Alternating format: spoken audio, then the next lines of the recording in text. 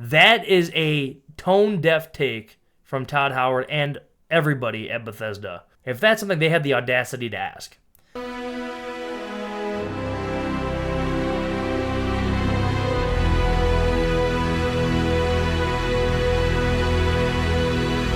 Hey guys, Jabber1 here, and today we're going to break down a little bit about Starfield and where Bethesda is currently sitting.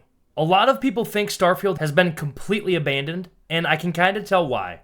But honestly, it's a little bit more complex than you may think, and we're going to go into just why that is, and what exactly is going on at Bethesda, and what that means for Starfield moving forward. So when Starfield launched, it had a huge amount of hype.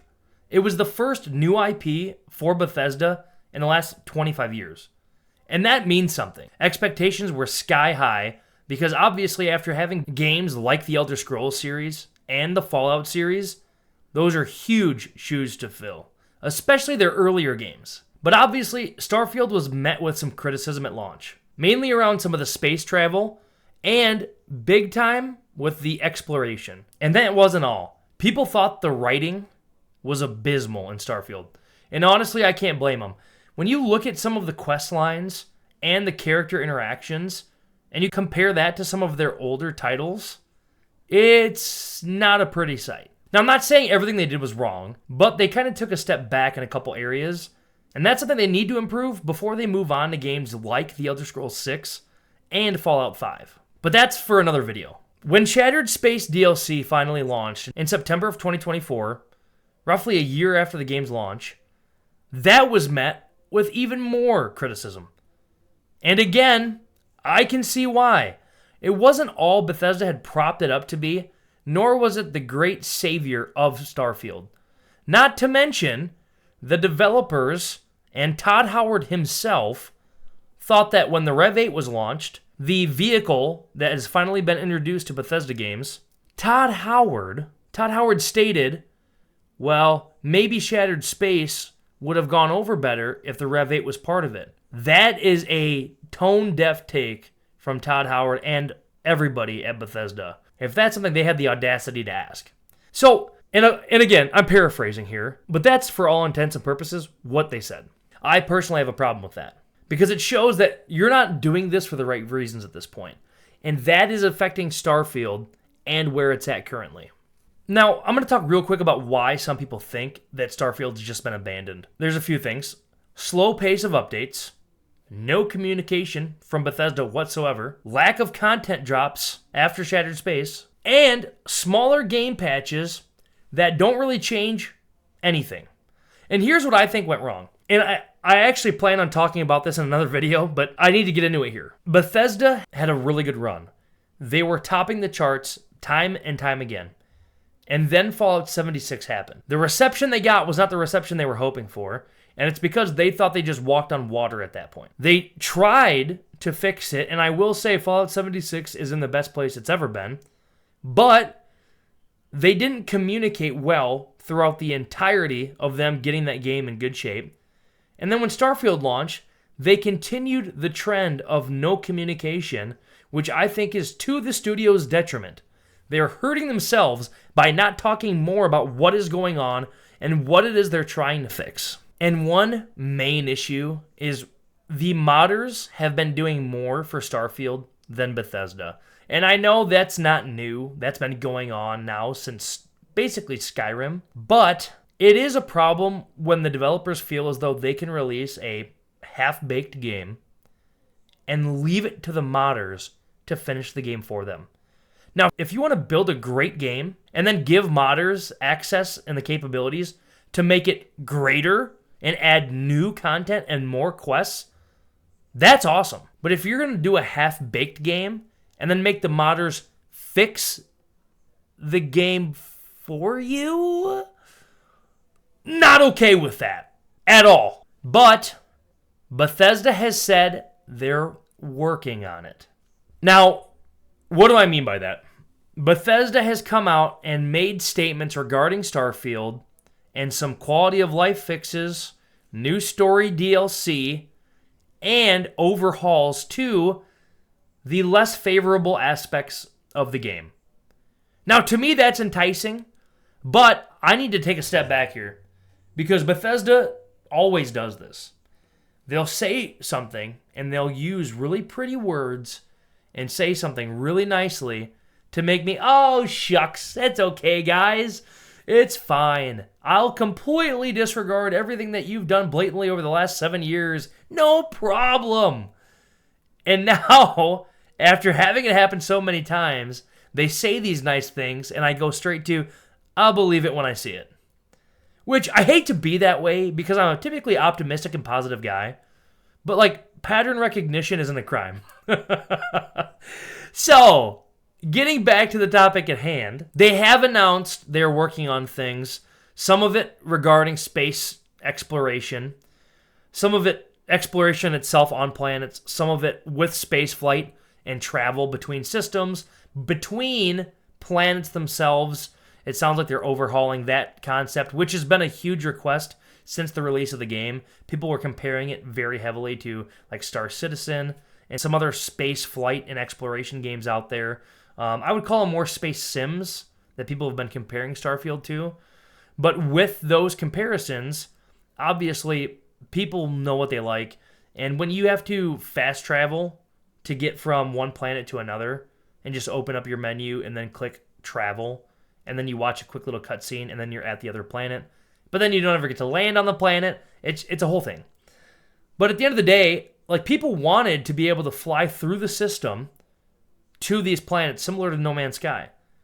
Obviously, Bethesda's engine works a little bit differently, but there's got to be something that they can do to improve the quality of space travel and how that feels. And it sounds like they are working on it. But I'm going to hold my breath here. I'm not going to hold my breath here because we don't know what that's going to look like until we see it.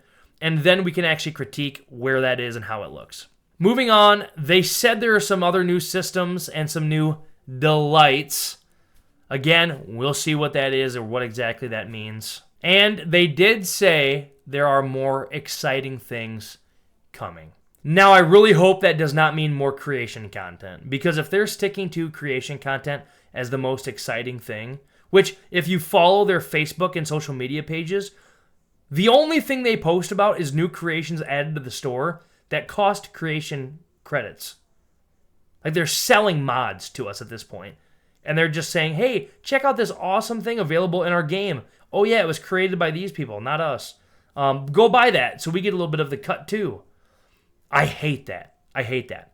And I get you got to run a business, but I also think fix your game and make these improvements for free before you try to push creations down everybody's throat.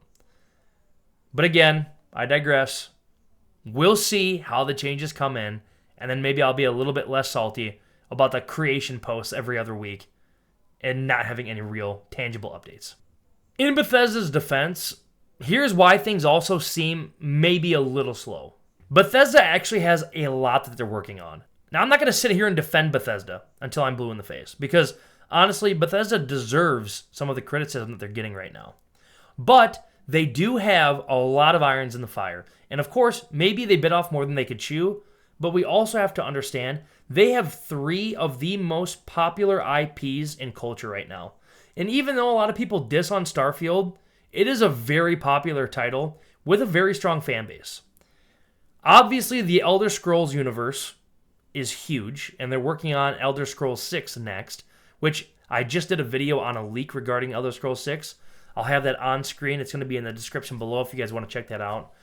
But they're also working on Fallout 5, which is now in pre-production, based on what I've heard. And they have the Fallout TV series that the creative team is apparently heavily involved in. They did just do the Fallout 4 Anniversary Edition, which has been a little bit of a dumpster fire with more game-breaking bugs and issues. And Bethesda has not done a great job of painting a picture on what exactly that looks like. But it all impacts Starfield and its trajectory. With all these different things going on, they are limited in resources on what they can and can't do. Obviously, again, as a business, they have to figure out what is most prevalent for us to work on right now. Starfield's already launched. It's sold. They made their money on Starfield for the most part. There's more money that they want to make, but their biggest thing right now is getting the next title closer to launch. Because when they do that, that's more cha-ching in the piggy bank. So, again, I'm not defending Bethesda for what they've been doing and how they've handled some of these releases, updates, and their lack of communication, because it's been abysmal, and quite frankly, I don't have time for that. But they have some of my favorite IPs in history, and I love Starfield. I mean, it has its issues, but I've put over 1,000 hours into that game. I think I'm more like at 1,600 hours total. And I know there's a lot of shortcomings with Starfield, but there's a lot of great things about the game too. I want to see them overhaul the game. I want to see them fix things.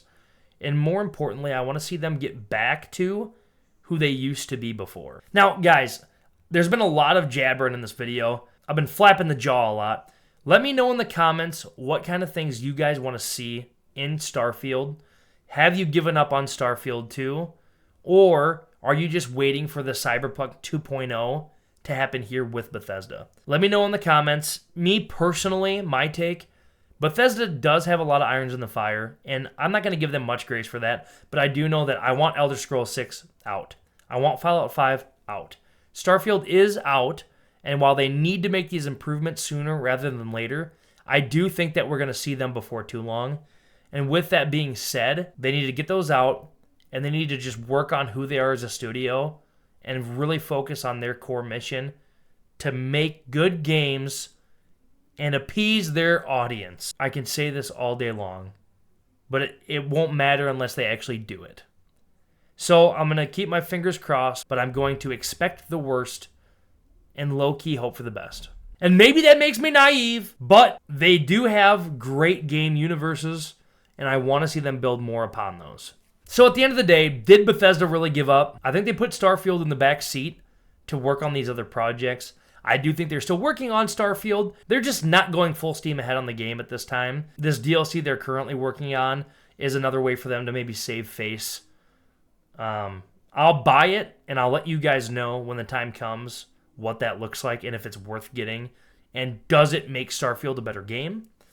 But as always, I hope you enjoyed the video. If you did, please consider leaving a like.